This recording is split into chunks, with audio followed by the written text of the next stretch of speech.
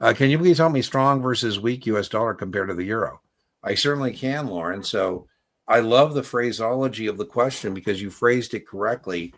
To say the U.S. dollar is weak or strong is meaningless unless you tell me the other currency. So I am a U.S. importer, and I like a strong dollar, Lauren. I'm not sure what exam you're taking, but I like to buy Swiss watches from my friends in Switzerland. I like to buy blue sapphires from my friends in Thailand. I like to buy tequila from my Mexican friends.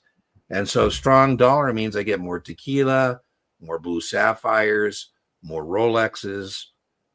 That's wonderful for me as a U.S. importer. I like a strong dollar. A weak dollar is not good for me as a U.S. importer, but it's good for a U.S. exporter. As an exporter, if the dollar is weak, I don't need as many yen or euros or Swiss francs or pesos to get the same number of dollars. So now, how does that get tested? As it relates to the euros, EPIC. U.S. exporters are going to buy puts on the euro. EPIC, right? So you're the chairman, Boeing. Let's say Brian is the chairman of Boeing, and we're selling our planes in Europe.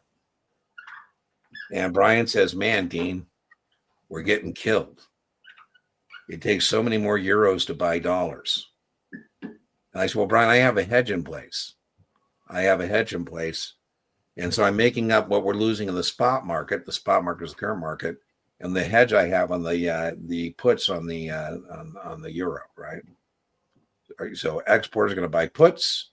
Importers are going to buy calls. I'm a wine merchant. Brian's the CEO. We're importing European wine. We're not afraid the dollar is strong because we get more wine. We're afraid that the dollar is weak. And so Brian says, Dean, we're getting killed in the spot market. The dollar is weak. We're not getting as much French wine. It's a problem. I said, well, I have, Brian, a hedge in place. I'm making up some of that loss on the calls I have on the euro that I bought as a hedge. So that's where that gets tested on EPIC. I think it's more of a 7 and a 65 things. And then if it's 65, Lauren, how does that affect the balance of trade? Well, a strong dollar would lead to trade deficits because Dean's going to buy more stuff. Right? Strong dollar, I can buy more foreign imports.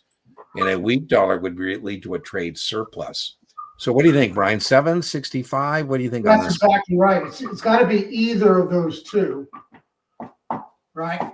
And the question, if it's on the 7, it's going to be probably both about the imports versus exports and the options that you would buy or sell. And that's the EPIC or I wasn't sure we're going to bring it up. Okay. Yeah. So we don't know. So we don't know what the exam is with particular question, but Dean's got it, right? Strong dollar means more imports. Weak dollar means more exports, and it affects the balance of trade. That's